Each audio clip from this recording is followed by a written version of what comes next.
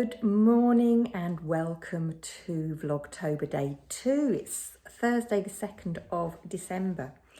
The time is currently 11:15 and this is the first time I've had an opportunity to pick up the camera. It's been that sort of a morning.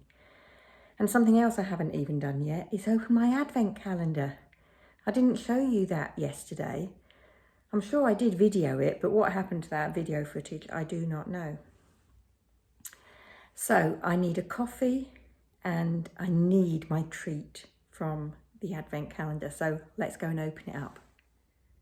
So here we are. My calendar is the Reese's miniatures. My husband has got a Lego calendar. Now, where's number 2? There it is. Oh, that will go down very nicely with my coffee this morning.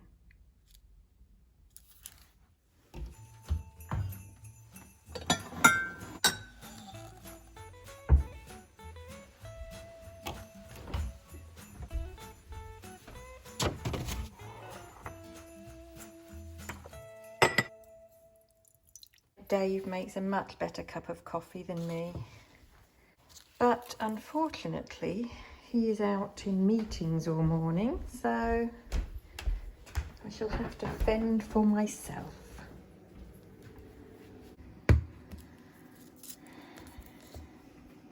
Got another Christmas top on.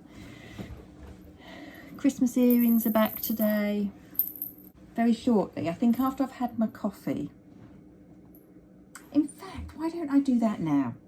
Let's take this coffee. I'll have my Reese's peanut thing, and then we'll go upstairs and discover my next project bag that I'm going to open. What I'm doing this month, where we open one of my languishing project bags.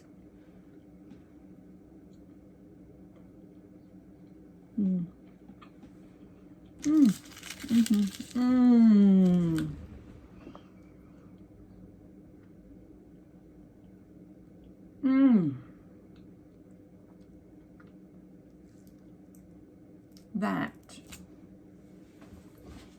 Oh, that was delicious. I am a big kid. Right, here we go again. Oh, I've got my coffee. Now,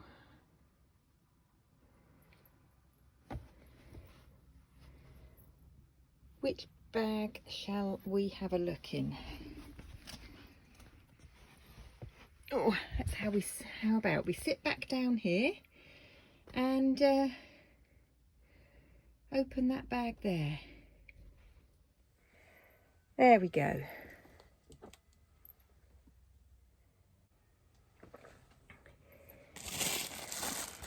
So,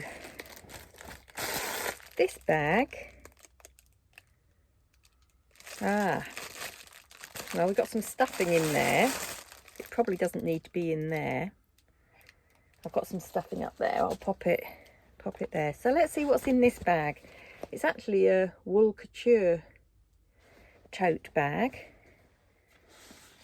Not sure when I got that. Oh yes, so this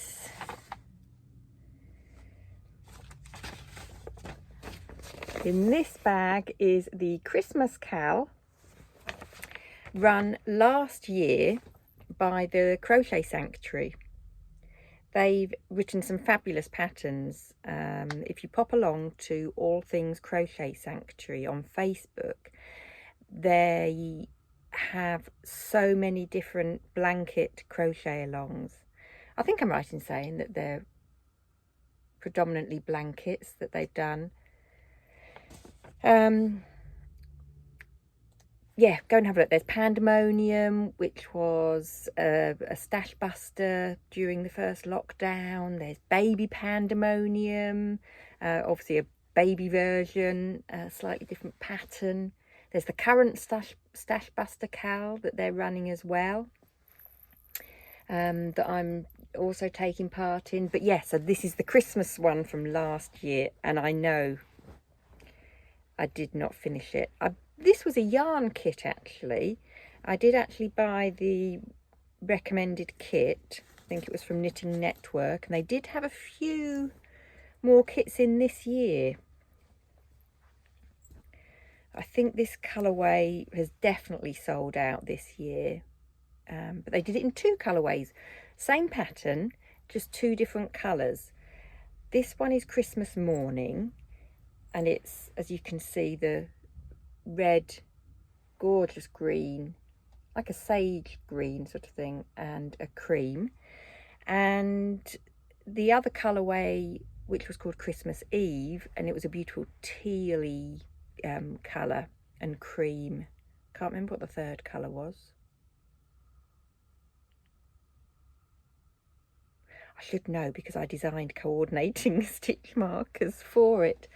I want to say grey, but I might be wrong, but I want to say grey. And that was in Aran weight for the Christmas Eve, so it ended up a bit bigger. This is DK, Stylecraft Special DK. It was very affordable. I think it was about £30 for the kit. And of course a crochet hook, and it's a 4mm. It's always the 4mm that I lose, and somebody did say to me, Amanda, they will be in all of your project bags. So sure enough, first hook size 4 has been found. So actually, yeah, we can see the coordinating stitch markers that I made. So that's one of them. Snowflake with a red bead. And then there was a red and green beaded one. And there was a Christmas tree. And of course there was also the option to have a what the heck hook size did I use marker. And yeah, so even if I hadn't found the 4mm hook in there, I would have known without even looking at the pattern that it was a 4mm hook that I'd used, because that's attached to it. So this is how far I got. Not very far, but isn't it stunning? Absolutely stunning. Look at these snowflakes with bobbles. And then these Christmas trees. Just such clever design. I'd love to be a crochet designer, but I'm just not clever enough. Or have the ideas, really. I'll just make the stitch markers that coordinate with the designer's work. Oh, I've got all these loose ends. Obviously, I haven't sewn any ends in. So, what do we think? Is this a keeper or a weeper, as I said yesterday? Right, so is it a keeper or a weeper? What do you think? This is quite an easy one. This is definitely a keeper. Definitely a keeper. And the next thing that I will have to do then, and hopefully at some point during Vlogmas we'll come across it, I need to find out where I've put all of the other balls of yarn.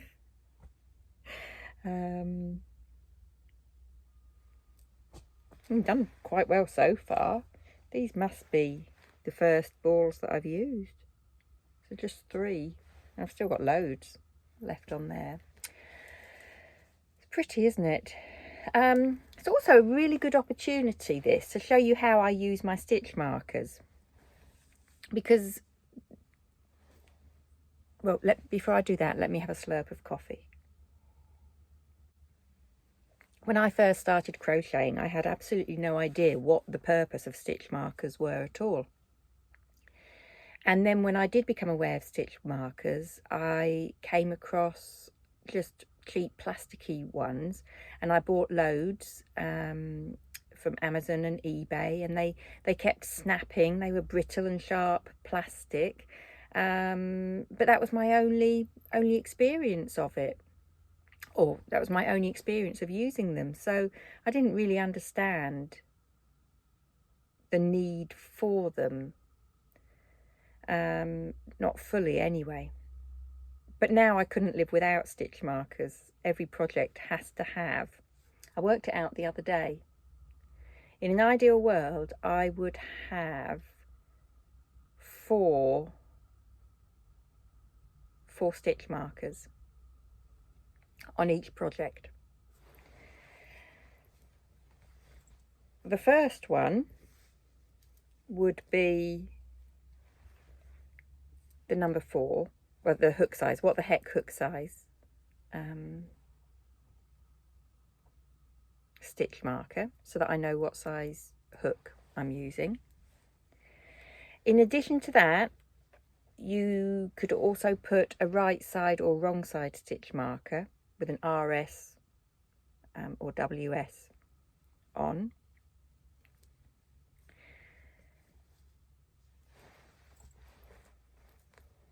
But for me, the biggest priority is what hook size I used. Then I want 2 stitch markers to mark the ends of each row, particularly when I'm working on a blanket, because it's very easy to miss the end stitches, and I discovered that quite early on in my crocheting adventure, that it is really easy to miss the last stitch. So I always have one. You can see in this project that I've picked up that's probably been languishing for nearly a year, has still got that in the very last stitch of that row. I think I would miss that very end one very easily.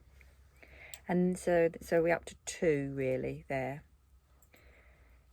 Oh no, 3, because we're having 1 in each end, aren't we? So that we know where the ends are. You see? And that one is in that end stitch. Okay, so that's 3. Now the 4th one then sits in the very final loop. So what I clearly did, I finished this row when I was last crocheting, crochet, and then that's the loop that would have been on my hook, and I pulled it out extra long and added a stitch marker there. So even if the yarn gets caught in the bag, it's not going to unravel. Look, I pulled that tight and it's not going to unravel. It's really easy then just to pop your hook in there, take your stitch marker off, and off you go again. So that's how I use my stitch markers. That's the basic. That's what I call the basic. Then obviously you have patterns that will need you to mark a stitch along your row or within a pattern that you've got to go back to at a certain time. They're really useful if you're making amigurumi, making characters, and you want to mark where to put the eyes, or if you want to temporarily join the limbs, you can just use the stitch markers to do that. So I do find they're a really useful tool to have in my notions tin, and obviously as a stitch marker maker I have quite a few of them, but yeah, I think this kind of proves that I genuinely use the stitch markers. They really are a useful tool. They're not just a gimmicky thing. And I say, if you're going to use stitch markers, have a bit of bling, have something nice. Don't, not just cheap plasticky things that are going to break. Have something jolly. So yeah, that is today's whip discovery, and it's a keeper. So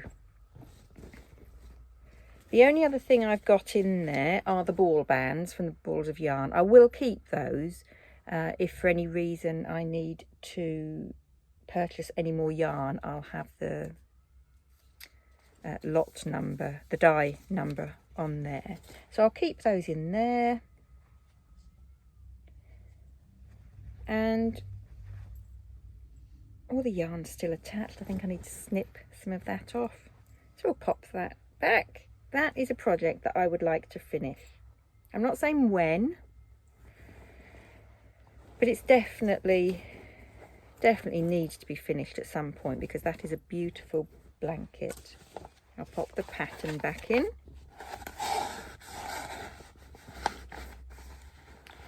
And because I know that I've got my hook size stitch marker attached to the blanket, I'm not going to leave this hook in the bag, because I am forever losing my 4mm hooks. So I will go and put that in my pot with all my other hooks. So today is definitely a win-win situation. I've got my size 4 hook back, and I've found my lovely Christmas blanket that I started last year. That was a nice surprise. Right, I'll say goodbye again now, just in case I don't do any more recording. I'm going for my flu jab at 5:45 tonight, so quite late. I've got dinner all sorted. I've got lasagna all prepared, so that can be cooking while I'm off to the GP surgery. And then we will have that when we get back. I think I can get Mr. G to put some veg on whilst I'm having my jab done. So I'll say bye now. Thanks ever so much for joining me for day 2 of Vlogmas and discovering another languishing project up here in the attic. Had a tremendous response to yesterday's video, so thank you very much indeed. Please comment below if you agree with me that today's project is a keeper, and let me know if you've made that blanket as well. And I really do want to get that finished, but it won't be this side of Christmas, that's for sure, the way things are going at the moment. Enjoy the rest of your day, and I will see you tomorrow, hopefully, for Vlogmas Day 3. All right, bye for now.